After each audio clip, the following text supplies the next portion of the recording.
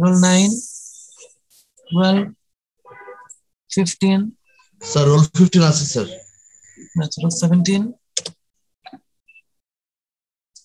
37, 40, 44, 45, 46, sir 37 40 আছে। Present sir, role 40।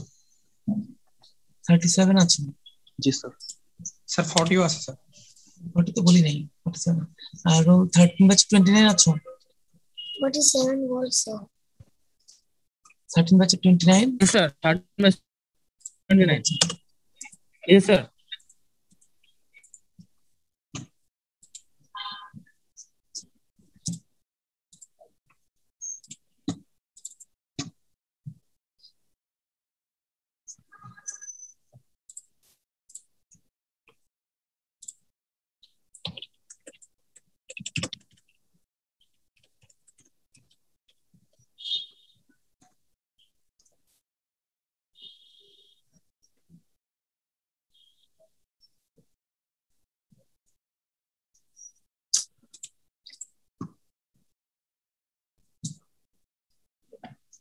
Screen দেখা যাচ্ছে?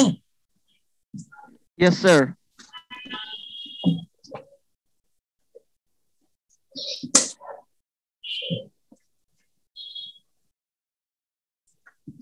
আমরা সুপারপোলারাইজেশন দেখছিলাম, চারটা মেকানিজম, যে ইলেকট্রনিক হতে পারে, আয়নিক হতে পারে, ডাইপোলার হতে পারে, ইন্টারফেসিয়াল হতে পারে। তো যদি ইলেকট্রনিক হয় তাহলে ফিল্ড অ্যাপ্লাই করলে ইলেকট্রনগুলো অ্যাক্সেলে সরে যাবে, এবং আয়নিক হলে আয়নগুলো ডিসপ্লেসড হবে, একটু দূরে সরে যাবে বা কাছে আসবে। বাইপোলার হচ্ছে পার্মানেন্ট ডাইপোল, যেটা অলরেডি ক্রিয়েটেড থাকে due to some specific symmetrical characteristics of crystal structure. আমরা যখন ফিল্ড অ্যাপ্লাই করি তারা অ্যালাইন হয়, আর ব্রেন বাউন্ডারির মতো ইন্টারফেসে কিছু চার্জ থাকে যারা আমাদের পোলারাইজেশনে কন্ট্রিবিউট করে।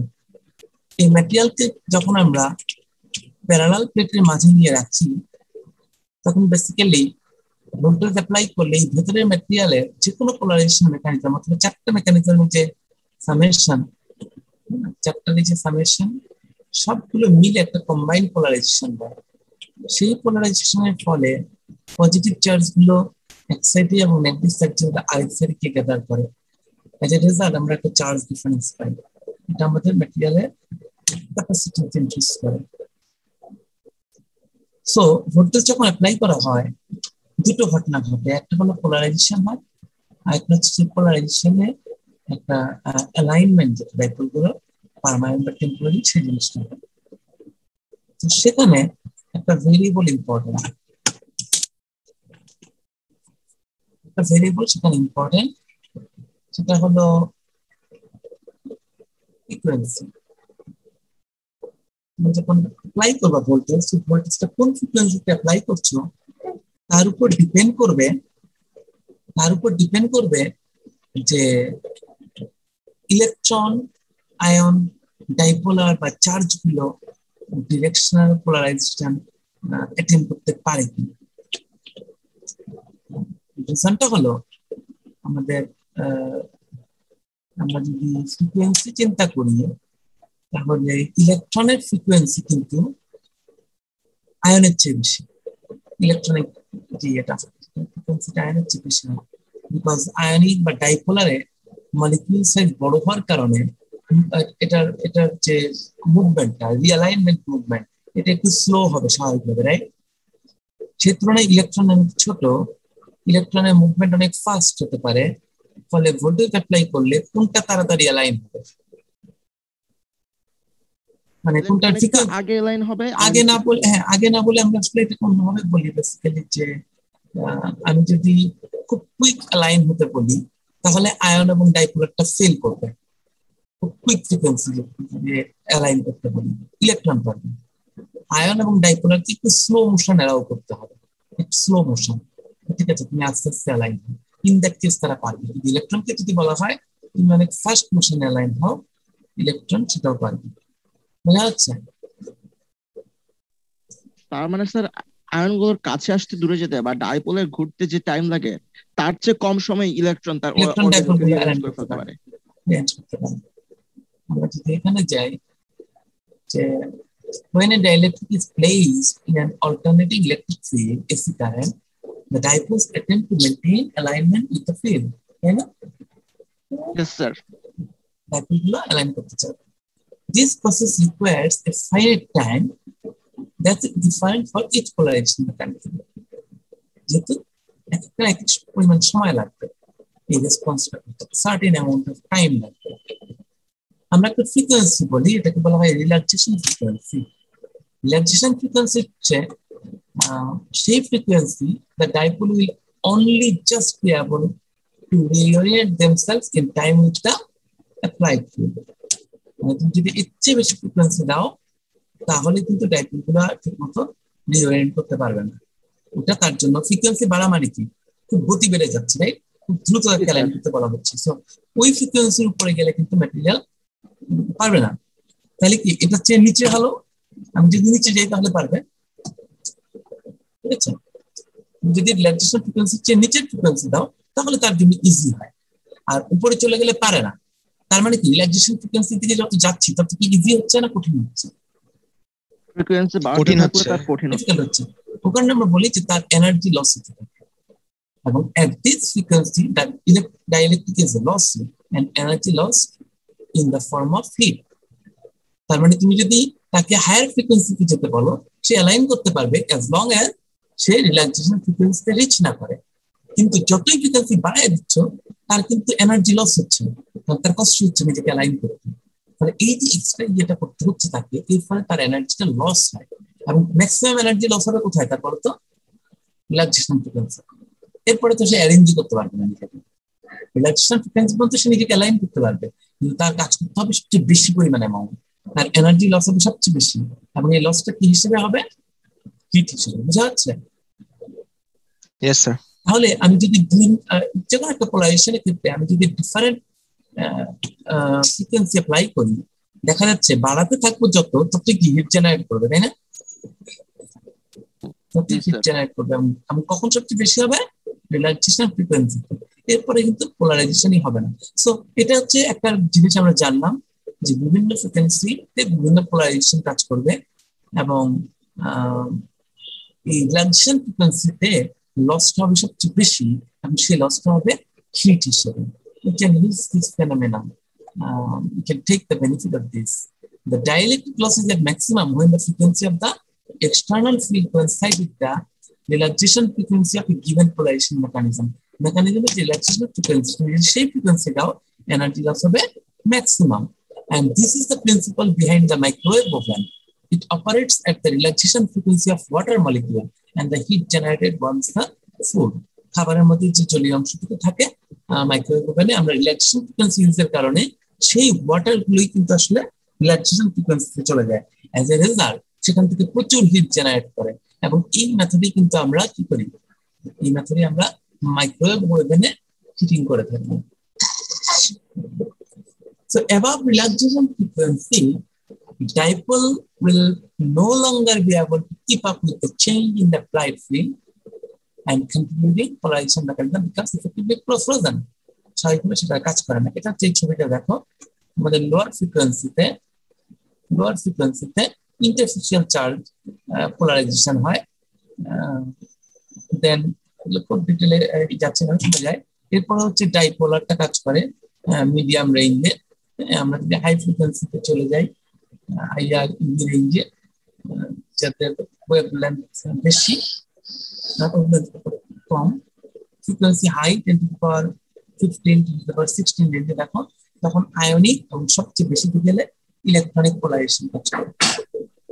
সো লোয়ার ফ্রিকোয়েন্সিতে তো চারটাই কাজ করে, ওটাই দেখাচ্ছে না, লোয়ারে সবগুলো কাজ করে। জি ঠিক আছে, শোনা যাচ্ছে?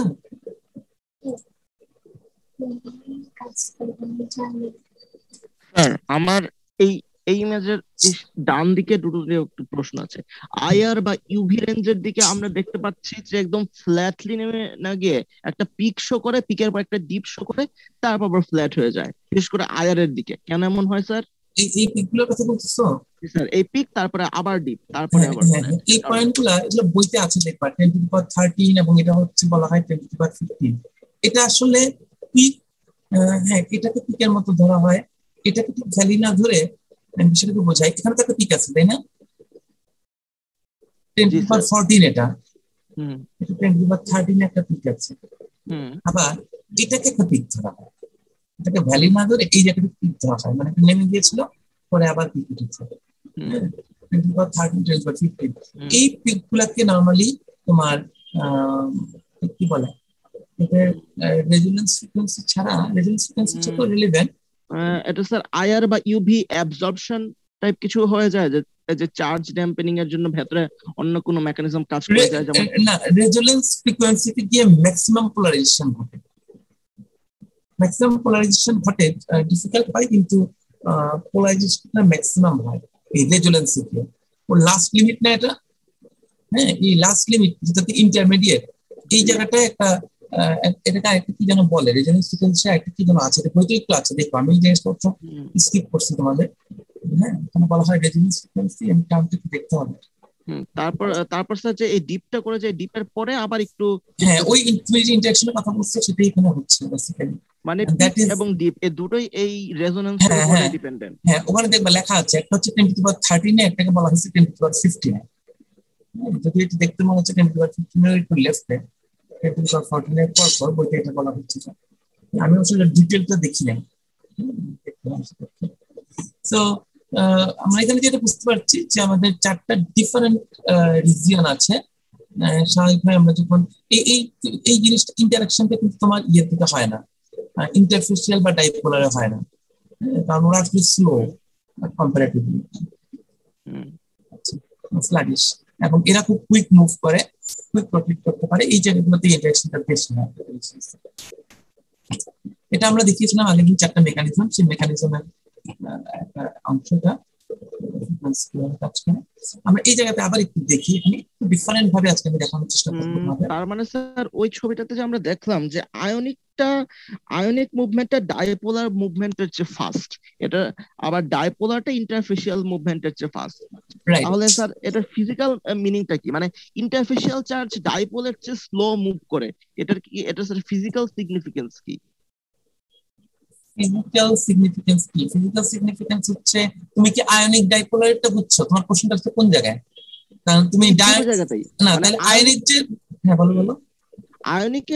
আয়নিক একটু ফাস্ট, ডাইপোলার একটু স্লো, এটার ফিজিক্যাল মিনিং কি? আর ডাইপোলার একটু ফাস্ট, ইন্টারফেসিয়াল আর একটু স্লো, এই দুটোর ফিজিক্যাল মিনিং। এর মানে হলো যে এখানে কিন্তু দুইটা আছে, একটা হচ্ছে ফাস্ট এবং একটা হচ্ছে আচ্ছা ফাস্ট কোন সেন্সে বলছো? মুভ করার ক্যাপাসিটি, রাইট? জি স্যার, মুভ করার ক্যাপাসিটি, ওই যে যত কম, যে যত স্মলার সাইজের, হ্যাঁ এখানে ইন্টারফেসিয়ালটা বাদ দাও, বাকি তিনটার মধ্যে কম্পারিজনে আসে। একটা হচ্ছে ইলেকট্রন, ইলেকট্রনগুলো সবচেয়ে ছোট এবং খুব ফাস্ট মুভ করে। আয়নের চেয়ে ডাইপোলার ডিফিকাল্ট, কারণ ডাইপোলার হচ্ছে ক্রিস্টালের মধ্যে মুভ করে। মনে করো বেরিয়াম টেকনাটের মধ্যে টাইটানিয়াম আয়নটা মুভ করে, আর আয়ন তো সেই অনুযায়ী কম্পারেটিভলি খালি দুইটা আয়ন কাছে যায় আর দূরে আসে, মানে দূরে যায় আর কাছে আসে।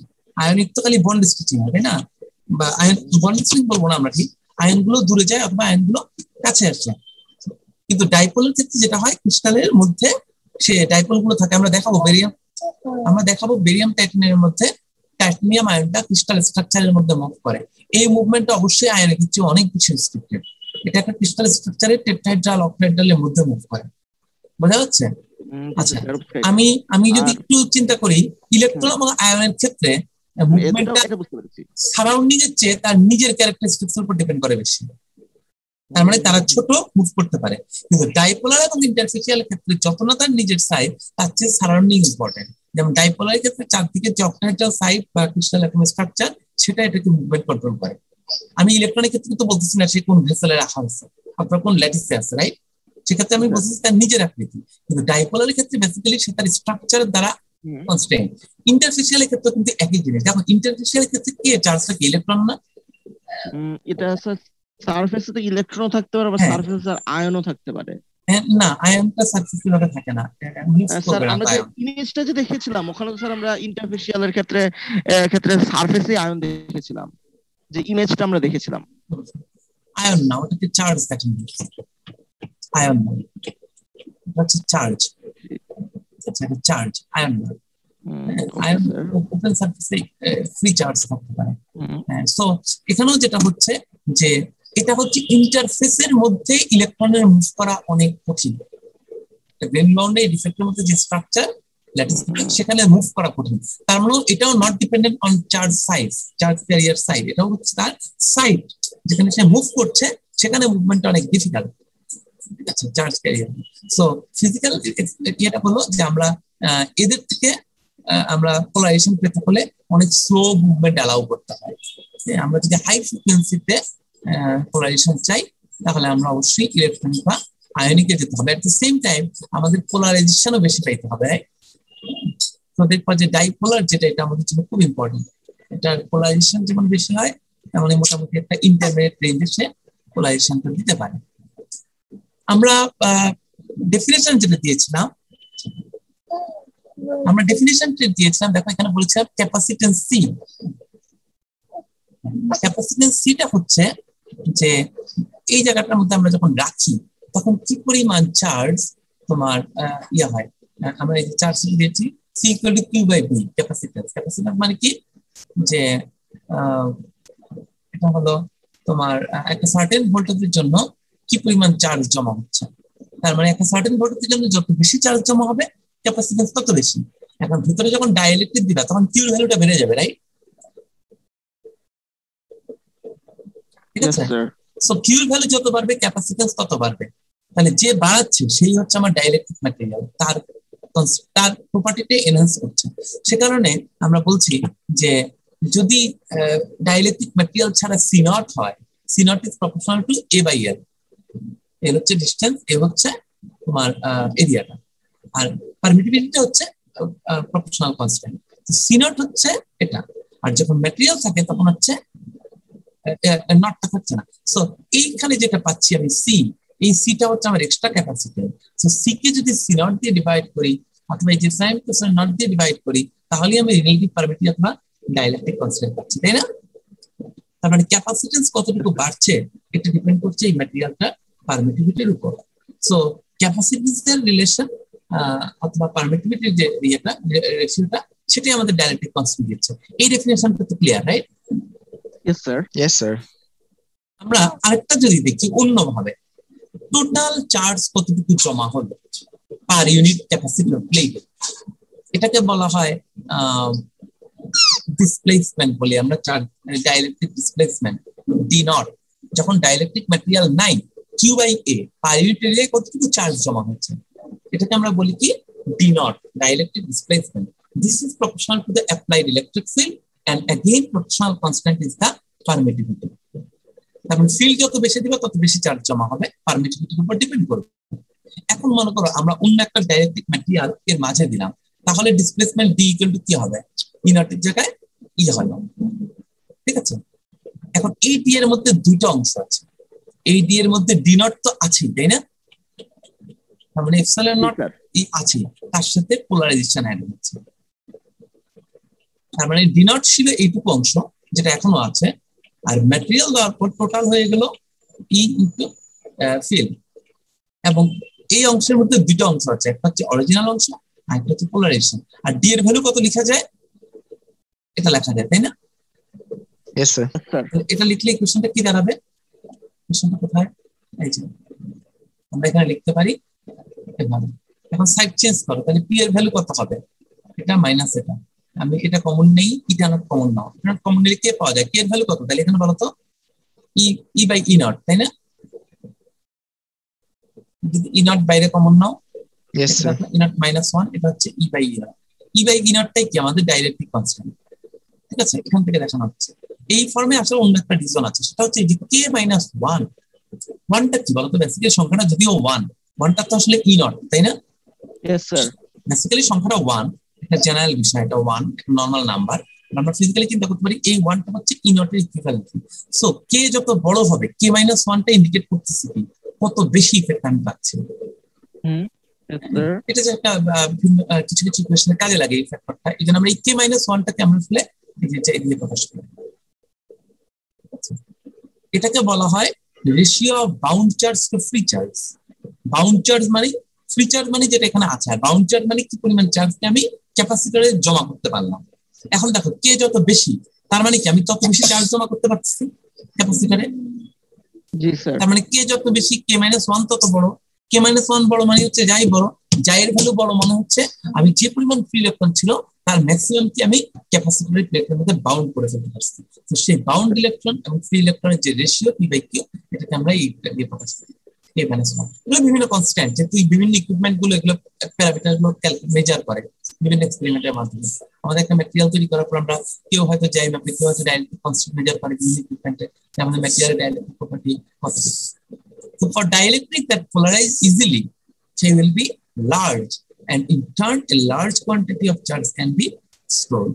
So material capacitance তত বেড়ে যাবে। So আমরা ডাইরেক্টলি ম্যাটেরিয়াল দুটো সাইড থেকে দেখেছি, একটা হলো ক্যাপাসিটেন্স ইকুয়েশন থেকে সরাসরি, আর একটা হচ্ছে ডাইলেক্ট্রিক ডিসপ্লেসমেন্ট সেখান থেকে। আমরা এখানে যদি আসি যে value of K, dielectric constant এর ভ্যালু দেখো এখানে, যে এখানে মাইকা একটা ম্যাটেরিয়াল, টাইটানিয়াম তো অবশ্যই মাইকা অনেক হাই ভ্যালু, এই কারণে একটা সময় মাইকা ইউজ করা হতো ক্যাপাসিটরে। এখন তো বিভিন্ন রকম পারস্কাইড স্ট্রাকচার আছে, নতুন নতুন ম্যাটেরিয়াল আছে, সো পারস্কাইড স্ট্রাকচারটা খুব ইম্পর্টেন্ট তোমার ক্যাপাসিটেন্সের জন্য।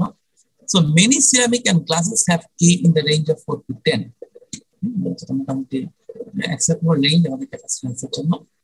Polarization is electronic only in covalent ceramic.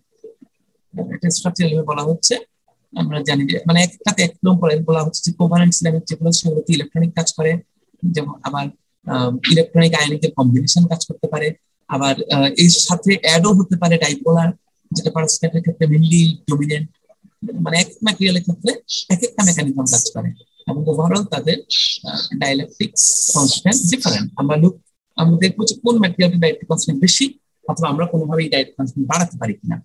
আমরা বেরিয়াম টেকনিক নিয়ে কাজ করি, আমরা বেরিয়াম টেকনিক, সনসিয়াম টেকনিক, এদের বিভিন্ন ডোপিং, এদের পোলিং বলি আমরা, ক্রিস্টাল সাইজ রিডিউস করার চেষ্টা করি। বিভিন্ন ভাবে আমরা এই ম্যাটেরিয়ালের ডাইলেকট্রিক কনস্ট্যান্ট অনেক বাড়াতে পারি।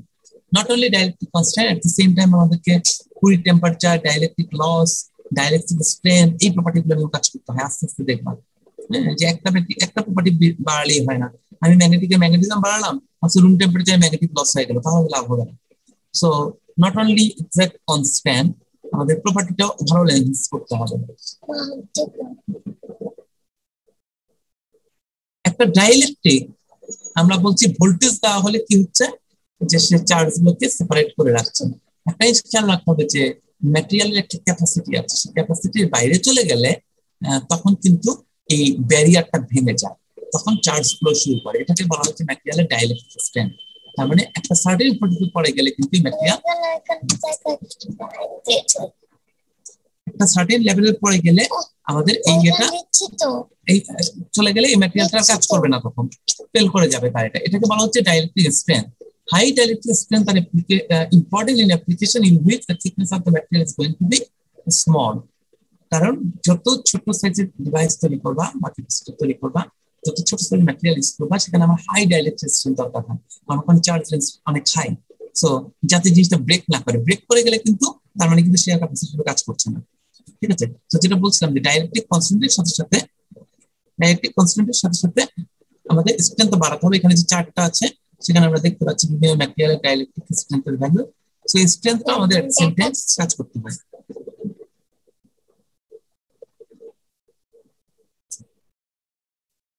এখানে একটা জিনিস হলো যে আমাদের যে পারমিটিভিটি, এটা দুইটা পার্ট আছে ইমাজিনারি।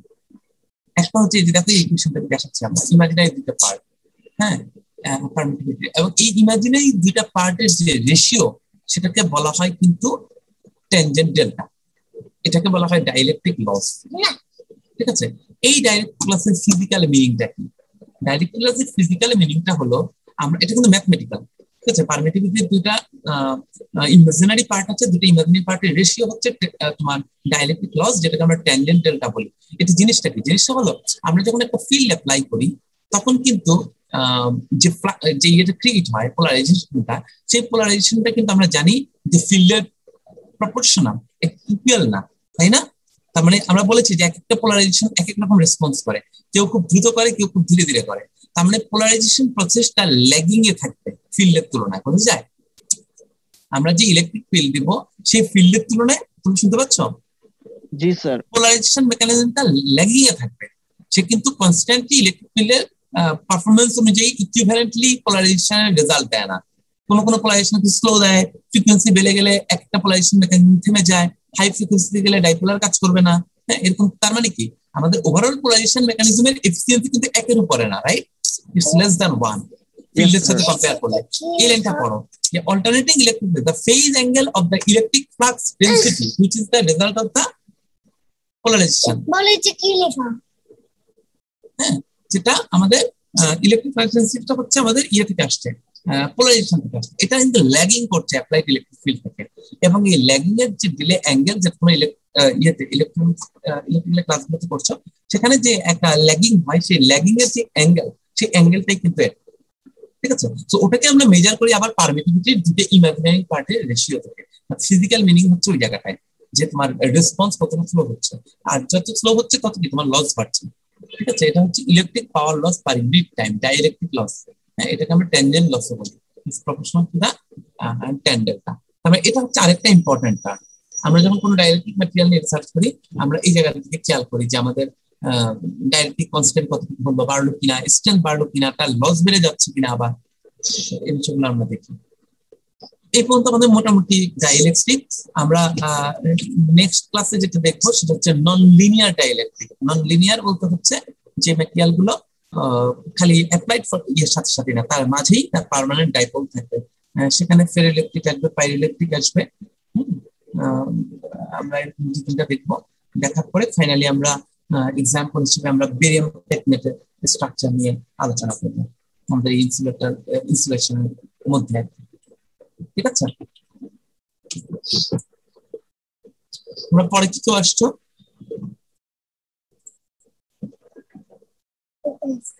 পরে আসছো আর ক্লাসে কেউ?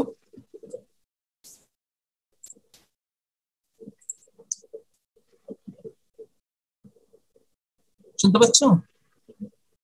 শুনতে পাচ্ছি। আচ্ছা, ঠিক আছে। তাহলে আজকে তাহলে এই পর্যন্ত। আজকের এখানে কারো কোনো কোশ্চেন আছে?